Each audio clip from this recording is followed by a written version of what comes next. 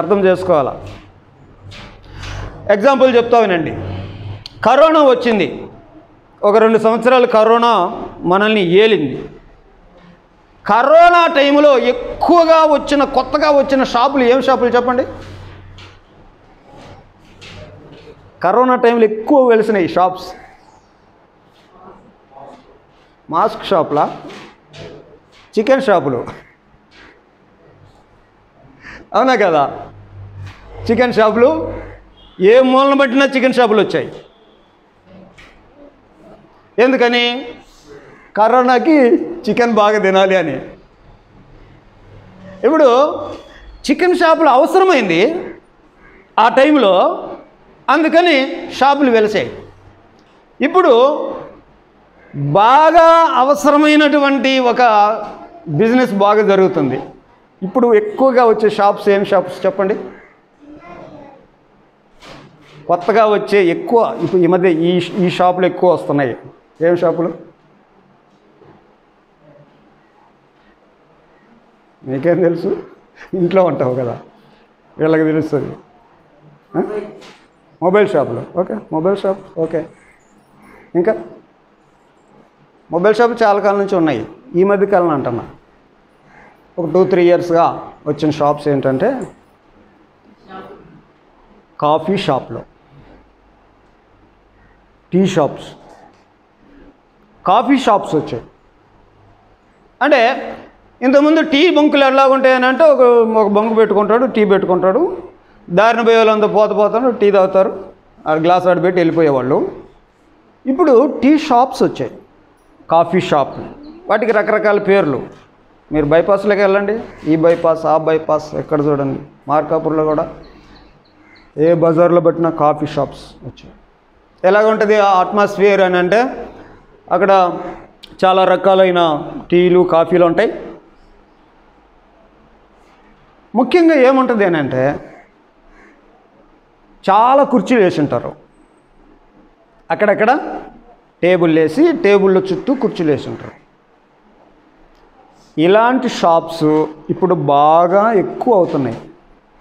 ఎందుకంటారు? ఇళ్ళల్లో టీ తాగలేక, ఇళ్ళల్లో టీ లేవని అక్కడ తాగుతుంటారా? లేకపోతే ఈరోజు వెరైటీ టీ తాగాలి అని వెరైటీలు తాగడానికి అక్కడ వస్తుంటారా? అఫ్కోర్స్ అక్కడ రకరకాల టీలు, చాలా రకాల టీలు ఉండొచ్చు, కానీ విషయం అయితే ఆ బిజినెస్లు సక్సెస్ కావడానికి వాళ్ళు పెట్టిన టీ ఐటమ్స్ కాదు, వాళ్ళు ఏర్పాటు చేసిన సెట్టింగ్, అది వాళ్ళ సక్సెస్ ఫార్ములా. ఎందుకని ఆ ఏర్పాట్లు ఎందుకు సక్సెస్ అవుతున్నాయి అని అంటే, ఇప్పుడు మీకు ఆలోచన వస్తుంటుంది. ఎందుకు? మాట్లాడుకుంటారు కూర్చొని.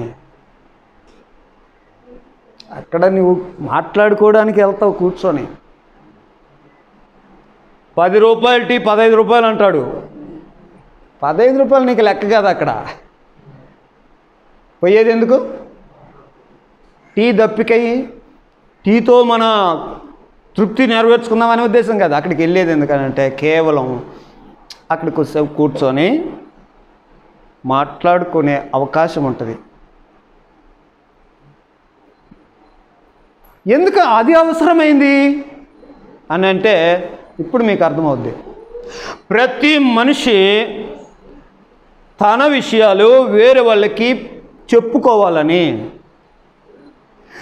తన అభిప్రాయాల్ని, తన అక్కర్లని, తన అవసరాలని వేరే వాళ్ళతో పంచుకోవాలని ప్రతి మనిషికి కోరుకుంటున్నాడు. ప్రతి మనిషి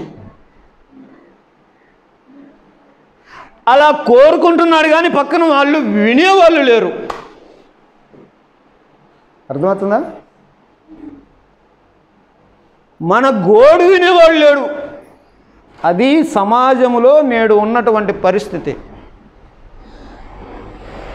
కొంతమంది అనుకుంటుంటారు, అది బయటికి చెప్పలేకపోవచ్చు, కానీ లోపలైతే నన్ను ఎవరు పట్టించుకోవట్లేదు, నా మీద ఎవరికి ఇంట్రెస్ట్ లేదు, నా మీద ఎవరికి శ్రద్ధ లేదు. ఇది ఇంట్లో అనుకుంటున్నారు, సమాజంలో అనుకుంటున్నారు, ముఖ్యంగా సంఘములో అదే మనుషులు ఫీల్ అవుతున్నారు.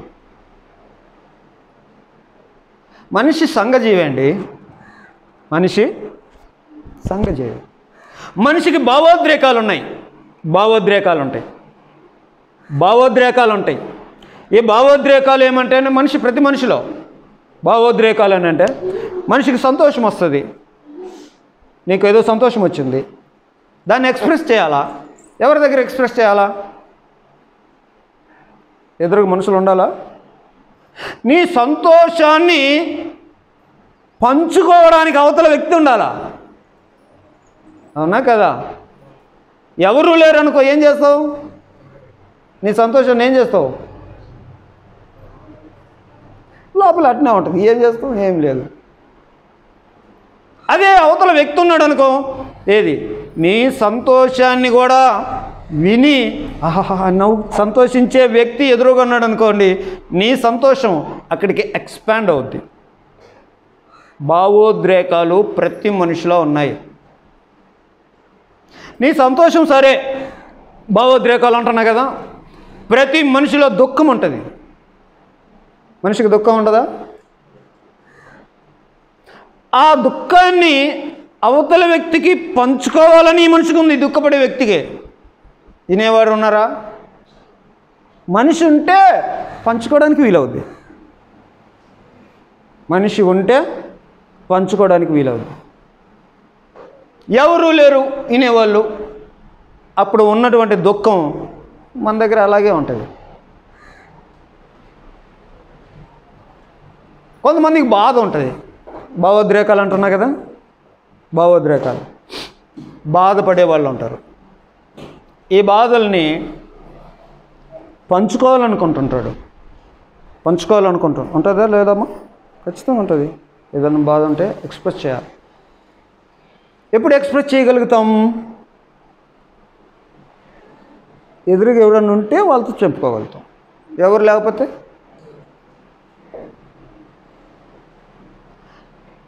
అంతేకాకుండా మనం ఏదన్నా ప్రోత్సహించడానికి అవతల వ్యక్తి ఉండాలి. మనకి ఏదైనా ఒక భయం ఉంటుంది. భావోద్రేకాలు అంటున్నాయి, ఇవన్నీ మనిషిలో ఉంటాయా ఉండవా? నేను చెప్పేవన్నీ భయం. దేని గురించిన భయం? ఆ భయం మన లోపల ఉంది. ఎదురుగా మనిషి ఉన్నాడు అనుకోండి, ఈ భయాన్ని అవతలకి షేర్ చేసుకోవచ్చు. ప్రతి మనిషిలో కోపం కూడా ఉంటుందా ఉండదా? కోపం, ఏదో ఒక విషయంలో కోపం ఎక్స్ప్రెస్ చేయడానికి మనుషులు ఉండాలి. ఒక మనిషిలో ఇన్ని భావోద్రేకాలు మనిషిలో ఉంటే వీటిని ఎక్స్ప్రెస్ చేయాలి అని అంటే అవతల మనిషి ఉండాలి కదా, ఒకడు ఉండాలిగా. మన గోడు వినడానికి ఒకళ్ళు ఉండాలిగా. ఒకళ్ళు ఉన్నప్పుడు వాళ్ళతో మనం పంచుకుంటే, సాధారణంగా ఏదో మాట అంటుంటారు, మనసులో ఉన్నది చెప్పుకుంటే సగం తగ్గుద్ది అని ఏదో అంటారు కదా.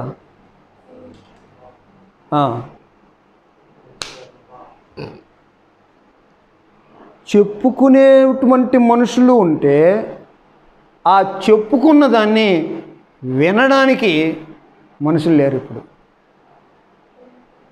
అర్థమవుతుందా మీకు? ఇది ప్రతి మనిషికి ఉండేటువంటి ఈ సమస్య. ముఖ్యంగా ఈరోజు మనం మాట్లాడుకునేటువంటి ఈ విషయాల్లో మన భావోద్రేకాలు ఇన్ని ఉన్నాయి కదా. మరి ఈ భావోద్రేకాలని మనం అవతల వ్యక్తికి పంచుకున్నప్పుడు కదా. పంచుకోవాలంటే ఏం చేయాలి? నీ భయం ఉంది, ఏం చేయాలి? చెప్పాలి. బాధ ఉంది, ఏం చేయాలి? కోపం ఉంది, ఏం చేయాలి? సంతోషం ఉంది, ఏం చేయాలి? చెప్పాలి చెప్పాలి చెప్పాలి చెప్పాలి అంటున్నా. దానికి నేను పెట్టిన టైటిల్ మాట్లాడాలి.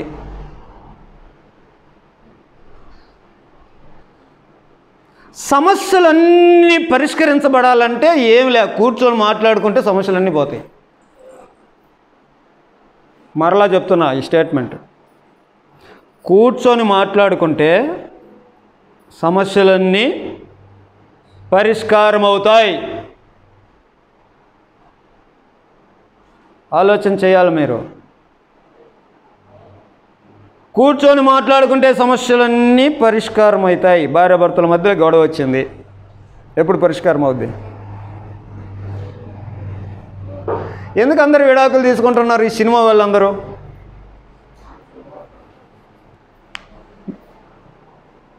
కోర్టుల చుట్టూ ఎందుకు తిరుగుతారు? పరిష్కారం అంటే ఏం లేదండి, కూర్చొని మాట్లాడుకుంటే. అలా కూర్చొని మాట్లాడుకోలేదు కాబట్టే పోలీస్ స్టేషన్లు ఆశ్రయిస్తున్నారు, కోర్టులను ఆశ్రయిస్తున్నారు. ఎవరు? భార్యాభర్తలైనా, ఒక ఇంట్లో ఉన్న వాళ్ళైనా, ఒక సమాజంలో ఉన్న వాళ్ళైనా, ఒక సంఘంలో ఉన్న వాళ్ళైనా. ఇప్పుడు మనం మాట్లాడుకునేది సంఘంలో ఉండే వ్యక్తుల గురించి మనం మాట్లాడుకుంటున్నాం. మొట్టమొదట్లోనే మాట్లాడుకున్న సంఘంలో ఉన్నటువంటి లోటు ఏంటిదని అంటే ఒకరికొకరికి సంబంధాలు సరిగా లేవు. మరి దానికి పరిష్కారం ఏంటి? పరిష్కారం అంటే ఏమిటి అని మాట్లాడుకోవాలంతే, మాట్లాడుకోవాలి. మరలా చెప్తున్నా, మాట్లాడుకునే టాపిక్ చిన్నది, సులభంగానే ఉంది, కానీ లోతుకెళ్తే మన మీద మనకే సిగ్గు అవుతుంది. బైబిల్ గ్రంథంలో కొంతమంది విషయాలు చూద్దాం. లూకాసు వార్త 15వ అధ్యాయంలో, లూకాసు వార్త 15వ అధ్యాయం, ఇక్కడ ఒక కుమారుడు ఉన్నాడు. వాడు ఆస్తి అంతా తీసుకొని పోయి పాడు చేసుకున్నాడు. ఆస్తి అంతా తీసుకుపోయి పాడు చేసుకున్నాడు. తండ్రికి ఏమనిపిస్తుంటుంది? ఎట్లుంటుంది తండ్రికి? కోపం ఉంటుందా, సంతోషం ఉంటుందా? సగం డబ్బులు తీసుకుపోయి తగలేసుకున్నాడు. తండ్రికి ఏమనిపిస్తుంటుంది? కోపమే ఉంటుంది కదా. ఇప్పుడు కొడుకు ఎదురొస్తున్నాడు.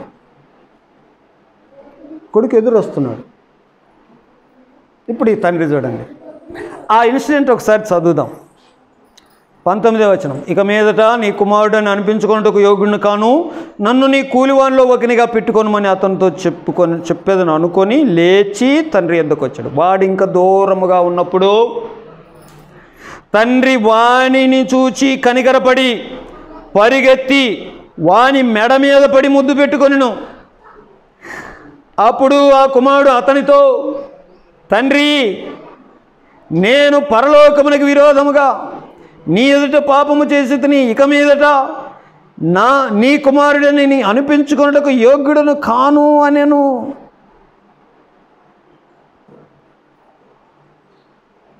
చూడండి, వీళ్ళిద్దరి మధ్యలో ఎంత ప్రాబ్లం ఉంది? ప్రాబ్లం ఉందా లేదా? సగం ఆస్తిని తగలబెట్టి వచ్చాడు. ఏమవుతుంది ఇప్పుడు? వచ్చి మాట్లాడుకుంటున్నారు ఇక కదమ్మా. వాడు చెప్పాలనుకున్నాడు, తన మనసులో ఏమనుకున్నాడో. 17వ వచనం, అయితే బుద్ధి వచ్చినప్పుడు వాడు, నా తండ్రి యొద్ద ఎంతోమంది కూలివానరుకు అన్నము సమృద్ధిగా ఉంది, నేనైతే ఇక్కడ ఆకలితో చచ్చిపోతున్నాను. నేను లేచి నా తండ్రి యొద్దకు వెళ్ళి, తండ్రి, నేను పరలోకానికి విరోధంగా నీ ఎదుట పాపం చేశాను, ఇక మీదట నీ కుమారుడని అనిపించుకుంటే యోగ్యుని కాదు, నన్ను కూలివానులుగా పెట్టుకొనుము అని అతనితో చెప్పాలి అనుకుంటున్నాడు కదా. చెప్పుదును అనుకొని చెప్పాలనుకుంటున్నాడు, మాట్లాడాలనుకుంటున్నాడు. ఇక అన్ని రోజులు మాట్లాడిండా? చూడండి, ఈ మధ్యలో మాట్లాడిండా? తీసుకుపోయి ఎంజాయ్ చేసుకుంటూ తిరుగుతున్నాడు, కానీ ఇప్పుడు మాట్లాడాలనుకుంటున్నాడు. మాట్లాడుకుంటే తండ్రి ఏయిరా డబ్బులని అన్నాడా? ఏదిరా తీసుకుపోయిన ఆస్తి అంత అన్నాడా? స్థానిక సంఘంలో సభ్యుల మధ్య, ఇద్దరి మధ్యలో ఏదైనా సమస్య ఉందనుకోండి, మాట్లాడుకుంటే తీరదా? కానీ ఎందుకు సమస్యగానే ఉంది? మాట్లాడుకోవట్లేదండి. వీడేమన్నా నేను డబ్బులన్నీ మళ్ళీ తెచ్చిస్తాను, సంపాదిస్తాను, ఎట్టనైనా నీ ఆస్తి నీకు ఇస్తాను అన్నాడా? కాదు కదా. మాట్లాడుకోవడంలోనే ఉందండి మన ప్రాబ్లం. ఏంటంటే మనం మాట్లాడడం, అసలు మన ఇండియన్ కల్చర్లోనే అది ఉండదు. అందుకోసం ఎవరైనా యేసుక్రీస్తులోకి వచ్చిన తర్వాత దేవుడు చేసే పని ఏంటి తెలుసా? ముందు మన నోటి మీద పనిచేస్తాడు దేవుడు. ఎవరైనా క్రైస్తవులు అయ్యారు అని అంటే వాళ్ళ లైఫ్ స్టైల్ మొత్తంలో దేవుడు పని ఎక్కడ కనపడుద్ది అని అంటే వాళ్ళ మాటల్లో కనపడుద్ది. నీ మారు మనసు, నీ పరిశుద్ధ జీవితం, నీ రక్షణ అనుభవం, నీ సాక్ష్యపు అనుభవం, నీ ఆత్మీయ జీవితం, ఇవన్నీ ఎక్కడ కనపడతాయి చెప్పనా? నీ మాటల్లోనే కనపడుద్ది. అందుకని పెంతెకోస్తు నాడు పరిశుద్ధాత్ముడు వచ్చినప్పుడు ఫస్ట్ దేవుని పని వాళ్ళల్లో ప్రజలు గుర్తించింది ఏంటంటే, వీళ్ళేంది ఇట్ట మాట్లాడుతున్నారు, అన్ని భాషలు మాట్లాడుతున్నారు, వీళ్ళు మాట్లాడేది మనకు అర్థమైపోతుంది. అన్య భాషలు అని అంటే ఎక్కడి నుంచి వచ్చాయి? మాట. మీకు అర్థమవ్వాలా? ఎవరైనా దేవుళ్ళలోకి వచ్చారని అంటే దేవుని కార్యం ఎక్కడ పనిచేస్తుంది ఫస్ట్ మన శరీర భాగాల్లో అంటే ఎక్కడ? నోటిలో పనిచేస్తుంది. నువ్వు చూచేవి, నువ్వు వినేవి, నువ్వు నడిచేవి ఇవన్నీ కనపడవచ్చు, కనపడకపోవచ్చు. కానీ ఎవరైనా యేసుక్రీస్తులోకి వచ్చారు అని అంటే ఫస్ట్ ముందు వాళ్ళ మాట తీరు మారుద్ది.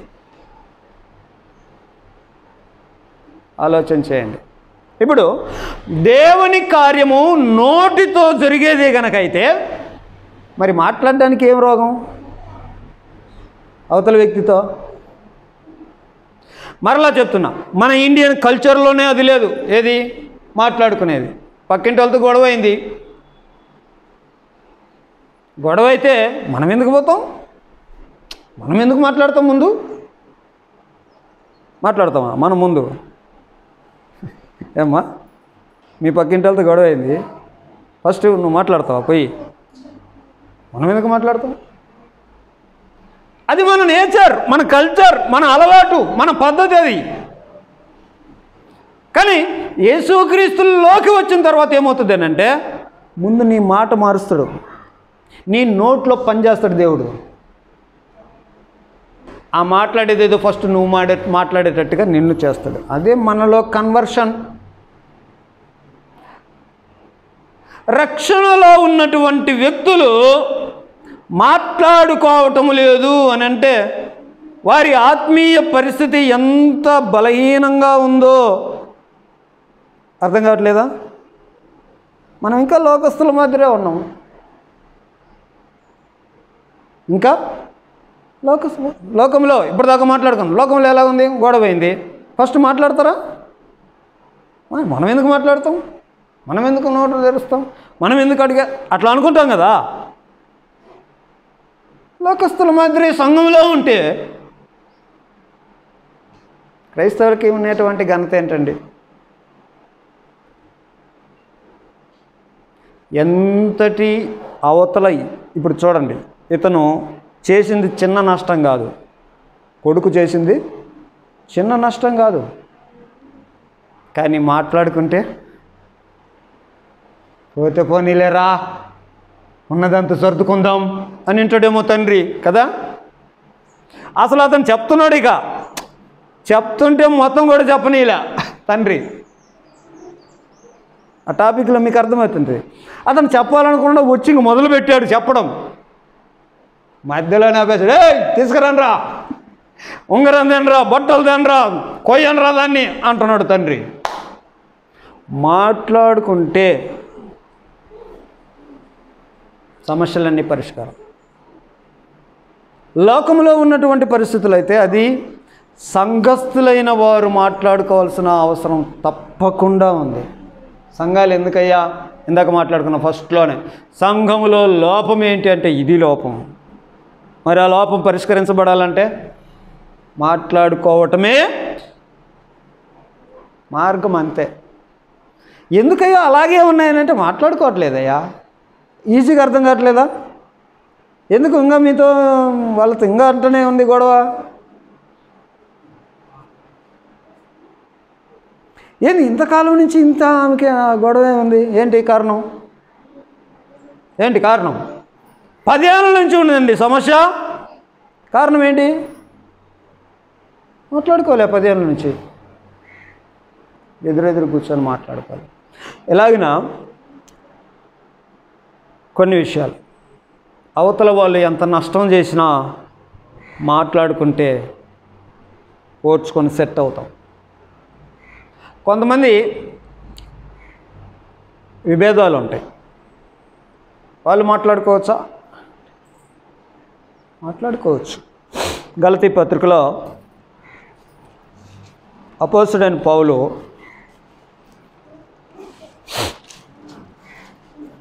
రెండవ అధ్యాయం 11 నుంచి చదువుతున్నా. అయితే కేఫా అంతియోకయకు వచ్చినప్పుడు అతడు అపరాధిగా తీర్చబడిన కనుక నేను ముఖాముఖిగా అతన్ని ఎదిరించి తిని,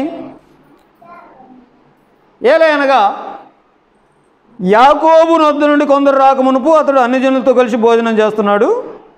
వారు రాగానే సున్నతి పొందిన వారికి భయపడి వెనుకదీసి వేరైపోయాడు. తక్కిన యూదులను అతనితో కలిసి మాయవేషం వేసుకున్నది కనుక బర్నబా కూడా వారి వేషధారణ చేత మోసపోయాను అని అక్కడ గొడవ జరిగింది. పేతురు ఏం చేస్తున్నాడు అంటే ఓ బంతికి వెళ్ళి బంతిలో కూర్చున్నారు. ఎవరితో కూర్చున్నాడు అని అంటే అన్ని జనులతో కలిసి కూర్చొని తింటున్నాడు. ఈలోపు యూదులైన వాళ్ళు వస్తున్నారు. అప్పుడు ఈ పేతురు ఏం చేశాడంటే, నేను వీళ్ళ దగ్గర కూర్చున్నానే, వాళ్ళు చూస్తే ఏమనుకుంటారో అని ఆ నుంచి చిన్నగా సైడ్ అయిపోయి పక్కన కూర్చున్నాడు.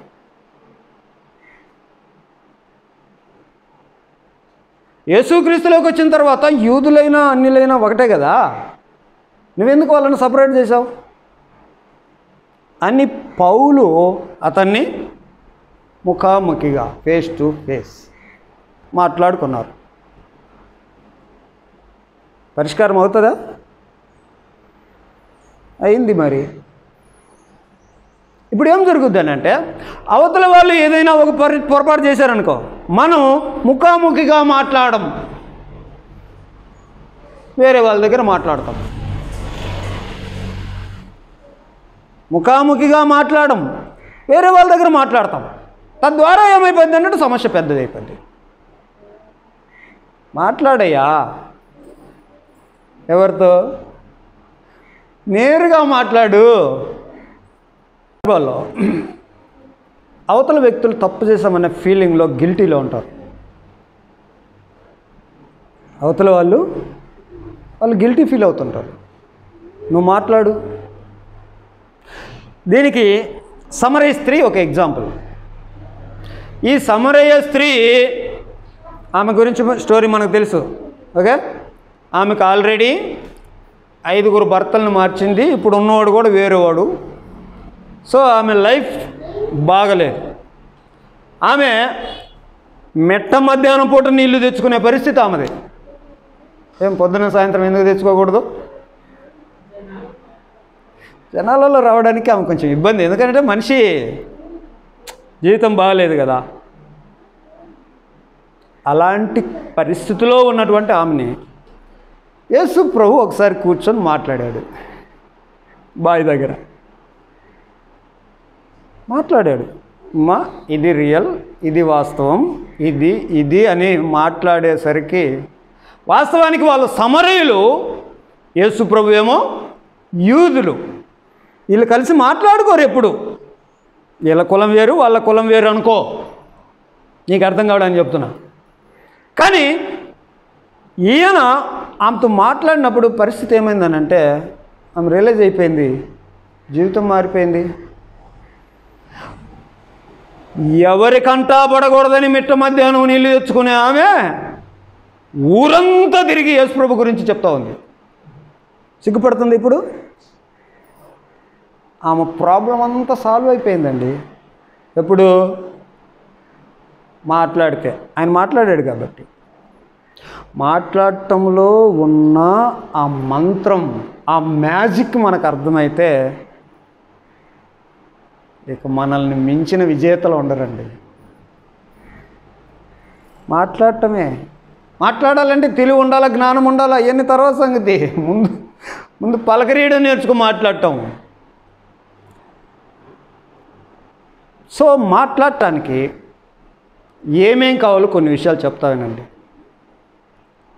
మాట్లాడాలంటున్నావు, బాగానే ఉంది. మాట్లాడితే ఇలాగ జరుగుతుంది అని చెప్పావు, బాగానే ఉంది. మరి మాట్లాడాలంటే ఎలా సిద్ధపడతాం దాని కొరకు అని అంటే, ఫస్ట్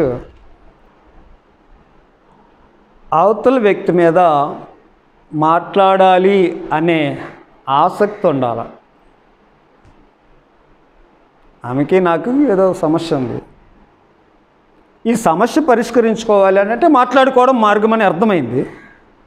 మాట్లాడుకుంటే ఎలాంటి పరిస్థితి అయినా, అవతల వ్యక్తి నష్టమైనా, అవతల వ్యక్తి విరోధైనా, అవతల వ్యక్తి గిల్టీలో ఉన్న 3 ఎగ్జాంపుల్స్ చూసా బైబిల్లో, చూసాం కదా.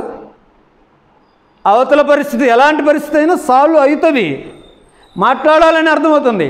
మరి దాన్ని మాట్లాడడానికి స్టార్టింగ్ ఏం కావాలి అని అంటే, ముందు మాట్లాడాలి అనే ఆసక్తి ఉండాలి. అదే ఆసక్తి ఉండాలి. అంతా నాకు గిట్టలేదు అన్నాను. ఫస్ట్ ముందు దీనికి పరిష్కారం తీసుకోవాలనే ఆసక్తి ఉంటే మాట్లాడతాం, అవునా కదా. ఒక వచనం బైబిల్లో చదవండి, రోమీలకు రాసిన పత్రిక 12వ అధ్యాయం 11వ వచనం.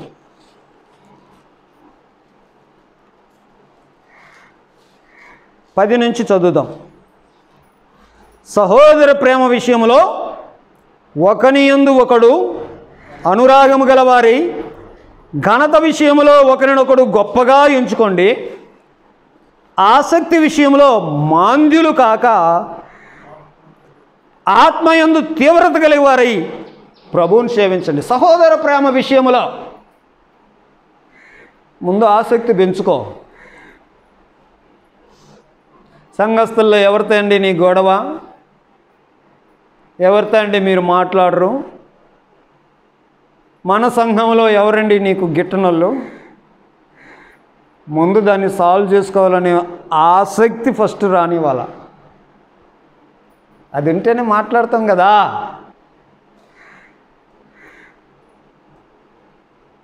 ఏండ్ల తరబడి ఉంటాయి సమస్యలు, అట్లనే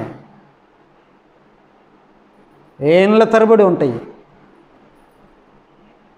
వాటిని సాల్వ్ చేసుకోవాలనేటువంటి ఆసక్తి, అవతల వ్యక్తి నాలాంటి రక్షింపబడిన వ్యక్తే అనేటువంటి ఆసక్తి విషయంలో మాంద్యులుగా ఉండొద్దు, మందమతులుగా ఉండొద్దు. మాంద్యులు అని అంటే అది అర్థం పట్టనోడు, అట్లా ఉండకాకండి. ఆసక్తి విషయంలో చురుగ్గా ఉండు. ఆసక్తి ఎస్. ఇంకొక వచనం కూడా చదువుదాం, 14వ అధ్యాయం 19వ వచనంలో. ఇక్కడే, కాబట్టి సమాధానమును పరస్పర క్షేమాభివృద్ధిని కలుగజేయు వాటినే ఆసక్తితో అనుసరించు. సమాధానం అంటే నీకేమైనా పడలేదు, సమాధానం.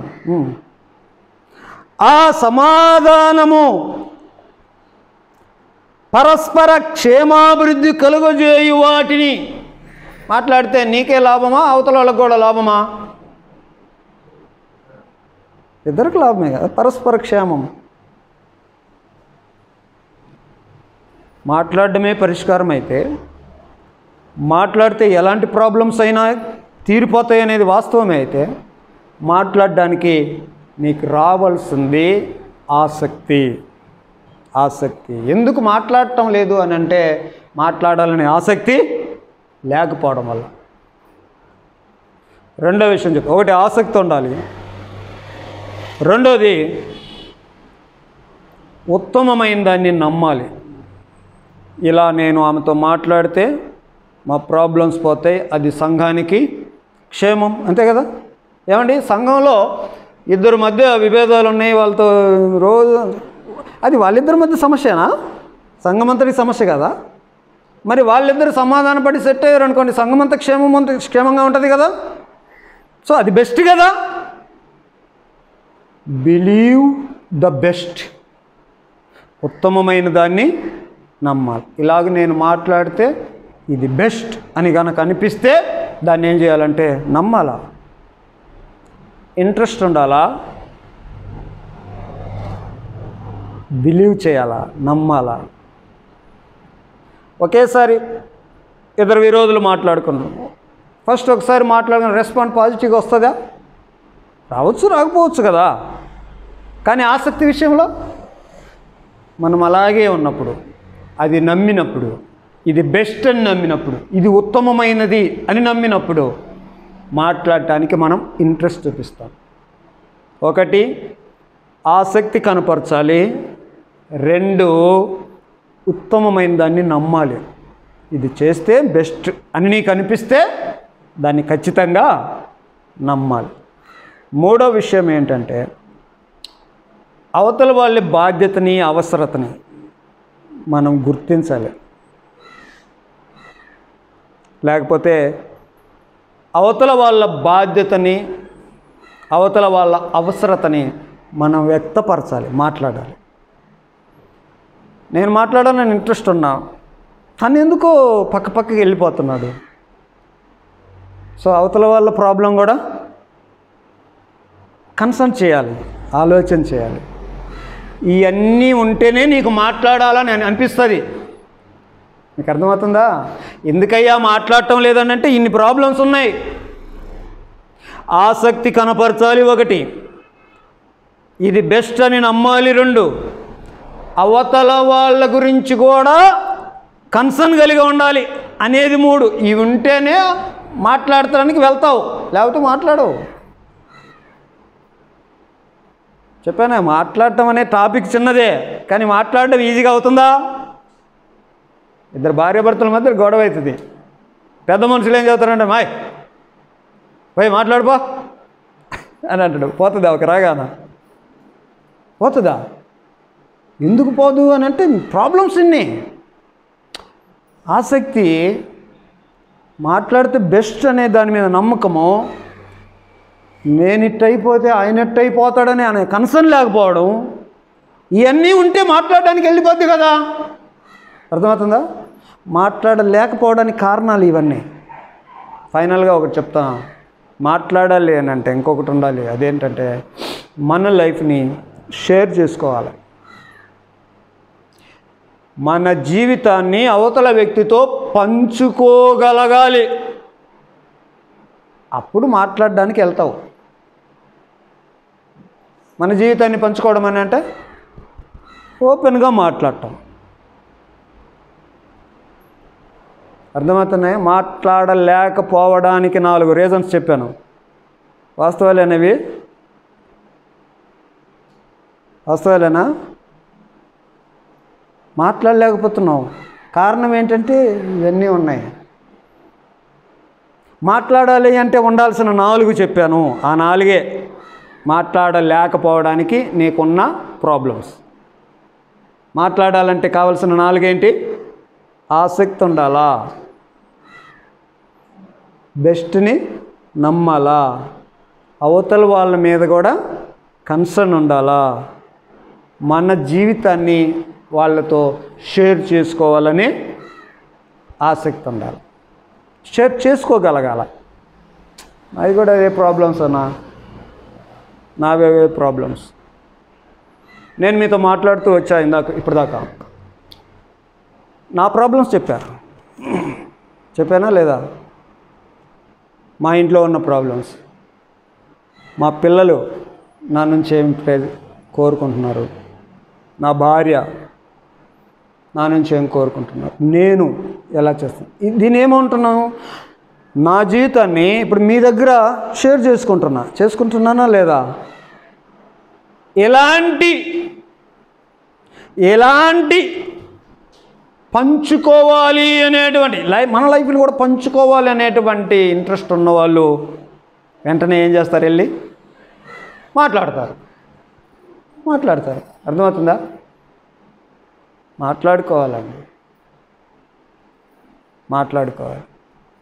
ఇప్పుడు నువ్వు ఒక్కసారి నీ మైండ్లో మొత్తం తిప్పుకో.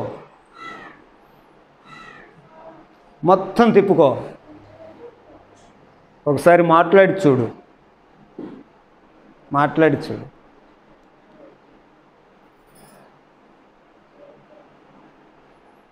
బైబిల్ గ్రంథంలో ఇలాంటి ఎగ్జాంపుల్స్ చాలా చెప్తా. మాట్లాడుకుంటే సమస్యలు పోయినటువంటి సందర్భాలు అనేకం చూపిస్తా. కాబట్టి మాట్లాడుకోవాలయ్యా. స్థానిక సంఘంలో ఉన్న అతి ప్రాముఖ్యమైన సమస్య ఏంటంటే ఒకళ్ళకి సమాధానం లేదు, సంబంధాలు సరిగా లేవు. ఆ సంబంధాలు సరిగా పడాలంటే పరిష్కారం ఏంటి? మాట్లాడుకోవడమే. మాట్లాడుకుంటామా అంటే మాట్లాడతామా? మాట్లాడము. దాని వెనకాల ఈ 4 రీజన్స్ ఉంటాయి. 1, మాట్లాడాలని ఆసక్తి ఉండాలా. 2, మాట్లాడితే బెస్ట్ అని నమ్మాలా. 3, నేను మాట్లాడడం వల్ల అవతల వాళ్ళకు కూడా మేలవుతుంది అనాలా. మాట్లాడడానికి నన్ను నేను ఓపెన్గా వాళ్ళకి పంచుకోవాలి. ఈ 4 విషయాలు ఉంటే వెంటనే పోయి మాట్లాడతాం. ఎవరు నిన్ను ఆపరు. ప్రార్థన చేసుకుందాం.